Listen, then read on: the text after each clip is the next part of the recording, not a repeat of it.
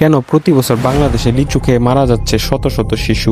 বিপদ শুধু লিচুর বীজেই না, এছাড়াও আছে একটি অত্যন্ত ভয়ানক কারণ। লিচুর বীজ যদি শিশুর গলায় আটকে যায়, এরপর হাতে সময় থাকে মাত্র 4 থেকে 5 মিনিট, এর মধ্যে শ্বাস বন্ধ হয়ে যায়। আর সেই সময় হাসপাতাল পৌঁছানো মানে একদম অসম্ভব প্রায়। আর এর থেকেও ভয়ানক কারণ হচ্ছে, শিশুরা যদি খালি পেটে অতিরিক্ত লিচু খায়, সেটা শিশুদেরকে কোমায় পর্যন্ত নিয়ে যেতে পারে। খালি পেটে অতিরিক্ত লিচু খেলে বাচ্চাদের মস্তিষ্কে মারাত্মক প্রভাব পড়ে। লিচুতে থাকা হাইপোগ্লাইসিন এ এবং এমসিপিজি নামক দুটি বিষাক্ত যৌগ শরীরে ফ্যাটি অ্যাসিড বিপাক প্রক্রিয়া বন্ধ করে দেয়। পরে লিভার জরুরি মুহূর্তে গ্লুকোজ তৈরি করতে পারে না। খালি পেটে লিভারে এমনিতেই গ্লুকোজের মাত্রা কম থাকে, তাই এই যৌগগুলো আরো দ্রুত রক্তে শর্করা বিপজ্জনকভাবে কমিয়ে দেয়।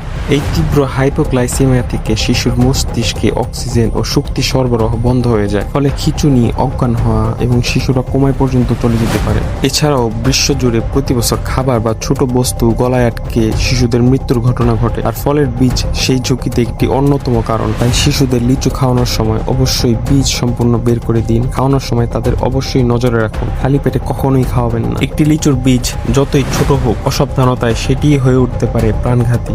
মনে রাখবেন, আপনার সচেতনতাই আপনার শিশুর সুন্দর জীবনের কারণ। সুতরাং আপনি সচেতন হন। অন্য অভিভাবকদের সচেতন করতে ভিডিওটি শেয়ার করুন।